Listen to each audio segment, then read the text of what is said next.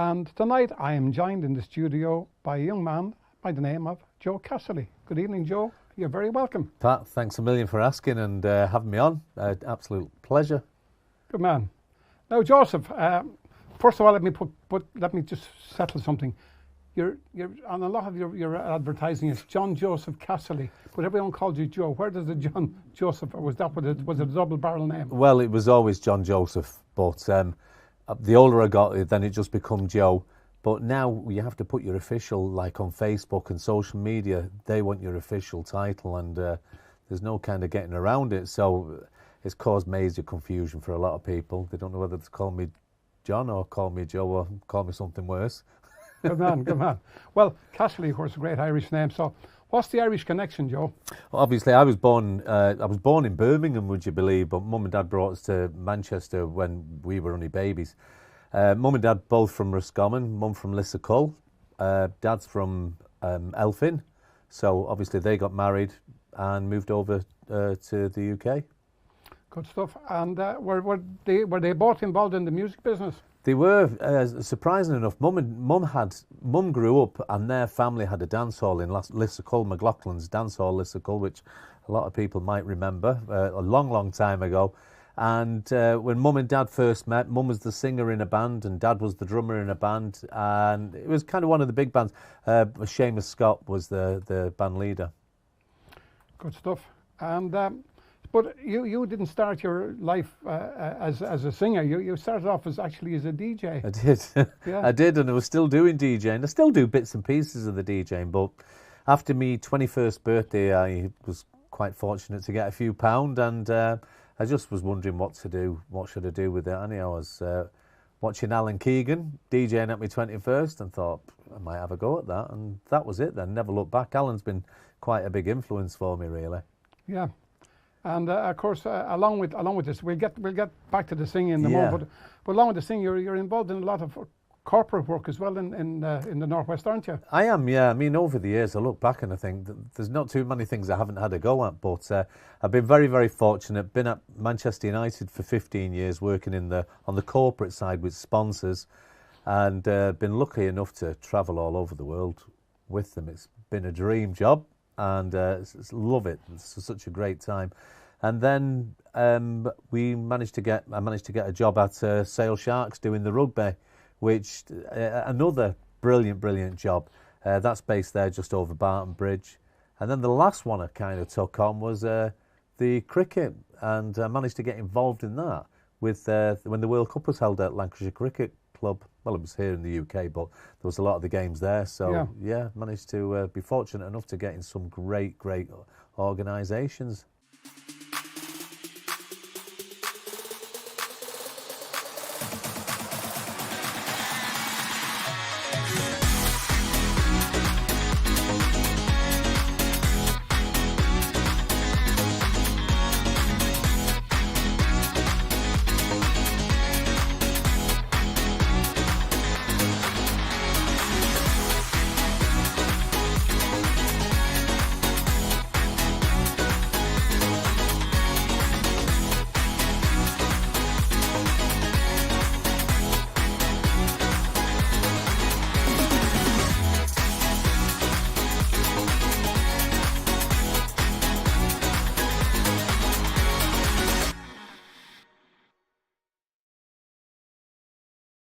So then you were, like you say, you were the DJ. Yep. So what influenced you to want to become a singer?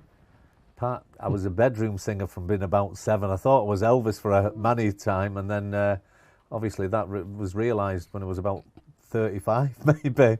We started doing it, but I always loved singing. Mum was a singer. Mum and Dad were always trying to encourage us, but I was that nervous where the singing was concerned. I just didn't have the nerve to do it, and then Kev DC was putting a band together, and he just asked me, did I fancy getting involved with The Last Drop? And I said yeah, and pushed myself through the pain barrier. I was so nervous the first few years actually of getting up singing in front of people.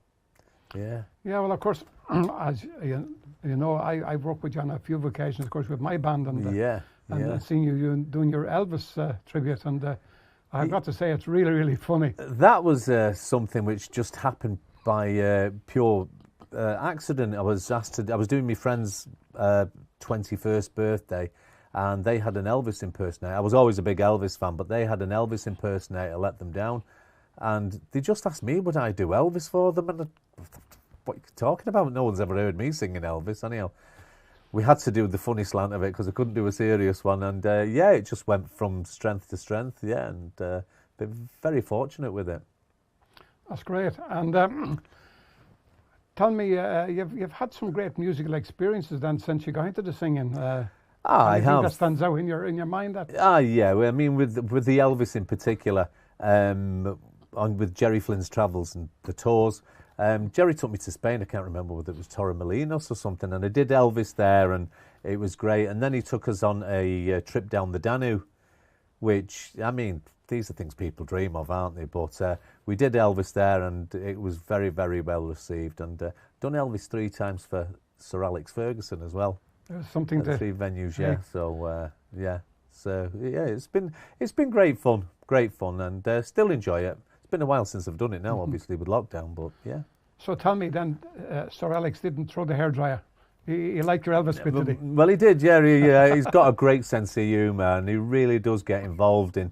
He'll take part in anything you want him to take part in, yeah. So I did stay on the right side of it. If it was me footballing endeavours, now that might have been a different thing. He would have thrown more than a hairdryer at me. Of course, yeah. Yeah, so it's good. Good one. Joe, who's been your greatest musical influences? Obviously, Elvis has got to be one of them.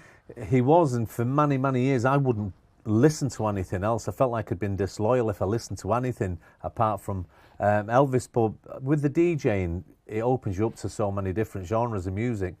I've got to say, on the Irish scene, Daniel O'Donnell, believe it or not, when he first started out and he had his first album, Stand Beside Me, I think it was, the album that was on.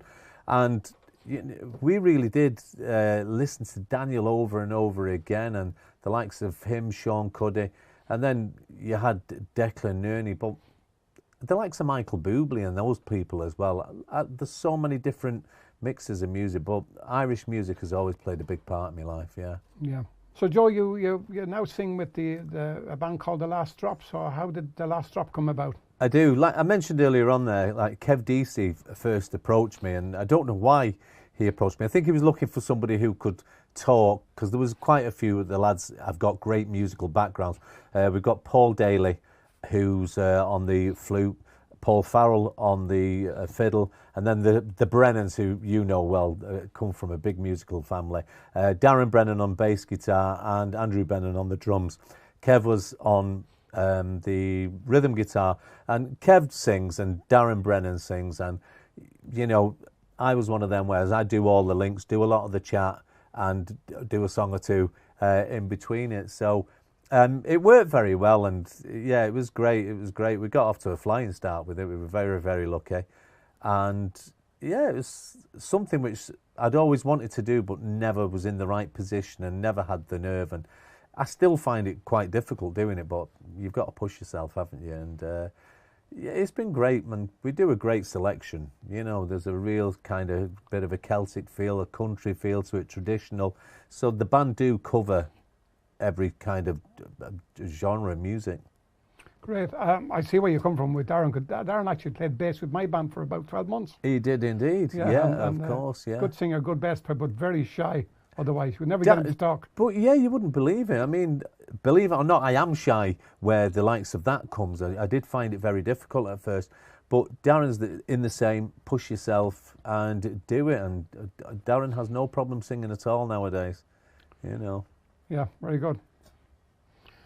Joe, we've got one of your videos coming up now taken from one of the Irish festivals in Manchester some years back. We have, quite a long time ago. This video was never released. It escaped somewhere along the line. But yeah, we did the opening of the Irish Festival a couple of times, and we were lucky enough to play in the big tent. Brilliant atmosphere, absolute full house. And Dave Richardson was down there with his video camera, as always, yeah. Great. So, folks, we're going to take a look at Joe Casserley and The Last Drop right now. Where's Claire? Is she back? Up you get, come on, Kira, Joe, and Marie.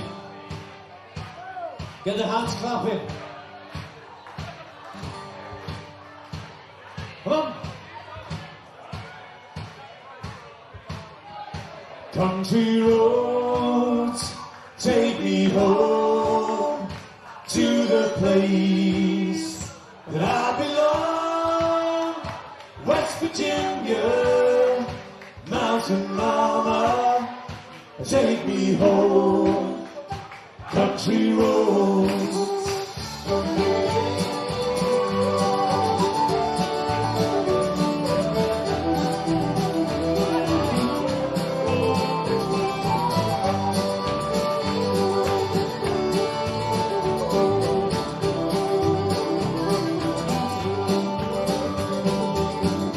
Almost heaven, West Virginia, Blue Ridge Mountains, Shenandoah River.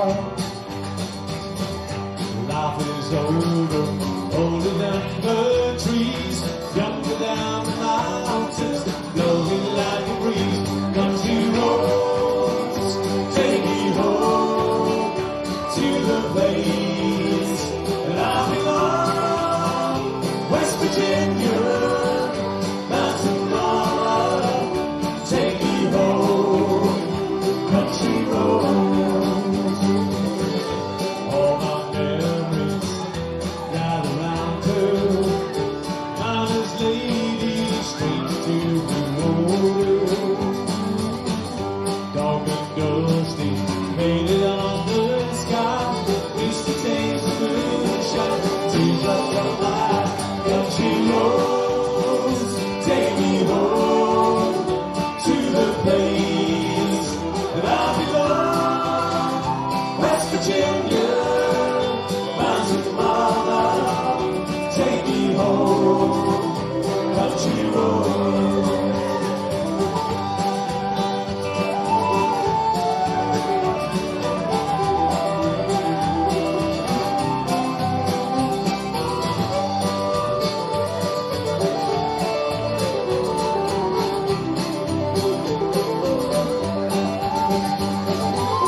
I hear her voice in the morning, I was strolling. The radio reminds me of my home far away. Driving down the road, I get the feeling that I'm going to be home yesterday. Let's hear yesterday. Here we go. Country roads, take me home to the place that I belong. West Virginia, Mountain Mama, take me home. Country roads, country roads, take me home to the place that I belong. West Virginia, Mountain Mama, take me home. Country roads, take me home. Country roads. Alright, we want to see a few more of you up on the dance floor. Come on. Anyone from Tyrone?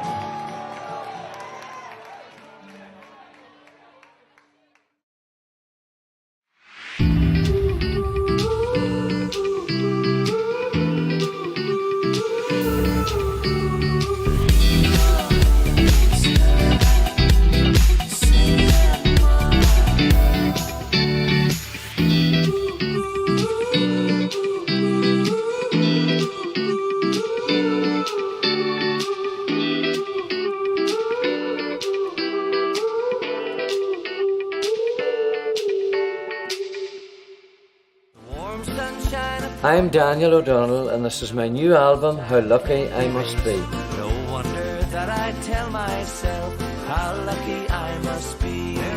Featuring 12 brand new tracks. I know that God has angels watching over me. So take my gift of silver and wear my ring of gold. After all we've been through together, who'd believe? How Lucky I Must Be. Available to order now. Preserving your memories isn't expensive, it's priceless. Do you have precious family memories on video, cinefilm or slides? If you want to relive memories of your loved ones, some of whom may not now be with you, you need to transfer these onto DVD to ensure that they'll be watchable for many years to come. Here at Rich Video, we've specialised in preserving your irreplaceable footage for over 20 years onto DVD using the latest edit suites and authoring software. All our DVDs are fully authored with scene selections and come with personalised covers and printed discs with still images from your film, which provide a lasting memory for you and your family for generations to come. All the transfers are done in our studios based in Stockport. They're not sent away to be transferred by an outside source, unlike many other companies. If you require further information, please ring us on 0161 635 6207 or email us at sales@richvideo.co.uk, where your past is always present.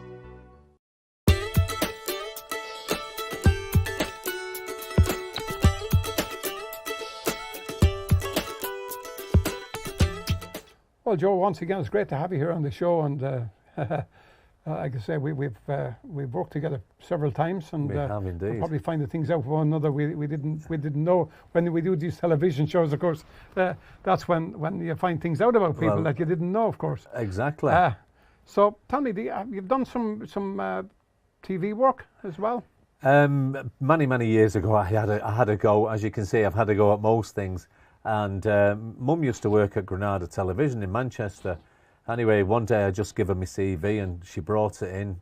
And I think Mum started work about 7 o'clock in the morning. And I got a phone call at 11 o'clock. Did a fancy coming down? And you remember Rick Mayall from The Young Ones? Of course, and yeah. He was starting a new television series called Rick and Mayall Presents.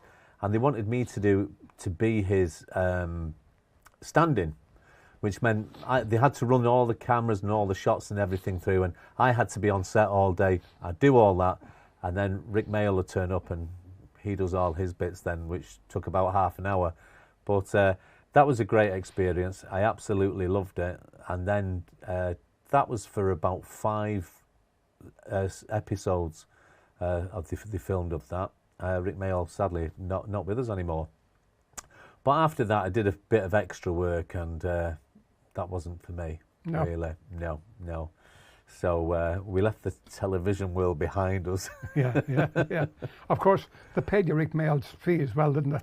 Yeah. I got paid. Do you know what, Pat? I did. I got paid great money. You used to get paid. He was a taxi driver in the first one, and this is without a word of a lie. They used to pay you that was like having an extra talent, being able to drive a car in a straight line. And one day, there was a blonde leading lady, I can't remember her name, but there was her double who was working with me all the time. She was an ex-Miss UK, and I actually got to kiss her in the back of the car because the couple who were supposed to turn up didn't turn up, so that was off to a great start. That was a great start, Joe. For her, not me, obviously. Of course. Yeah. Yeah. And of course, you've got a very successful stream as well. It's a community stream. It is, Yeah, the Full Irish. The Full Irish, yeah, which obviously we started off doing it as a show, and it was hugely successful as a radio show. Mm-hmm. And then, that we finished the radio show maybe 5 or 6 years ago, I'm not sure the exact date.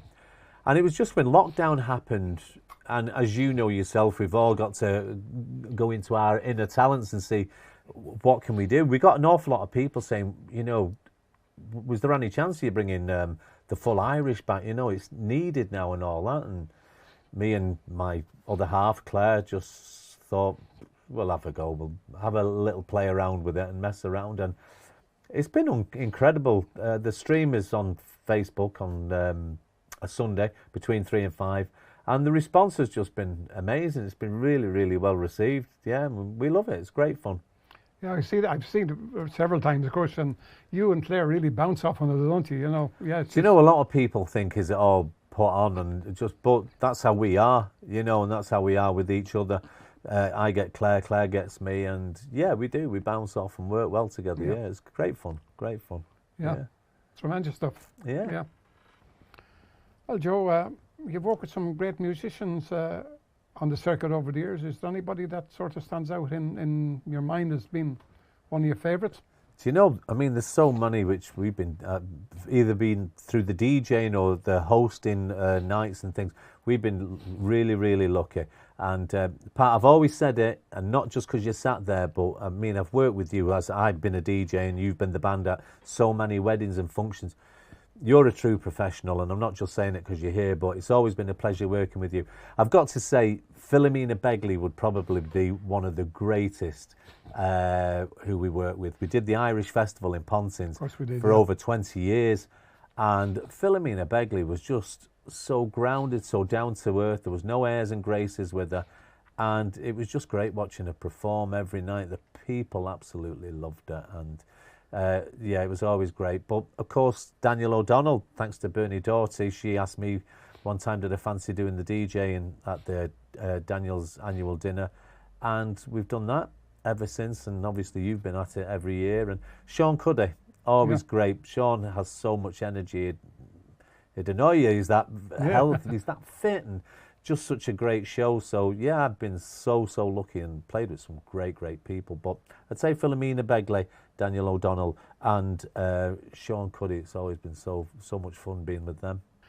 Well, Joe, you certainly have had a wide and varied career, and we're going to go to another clip of yours now. Okay, folks, so a clip of Joe Casserley. Okay, we're going to take a walk, Daniel. There's a big moon of love out there tonight.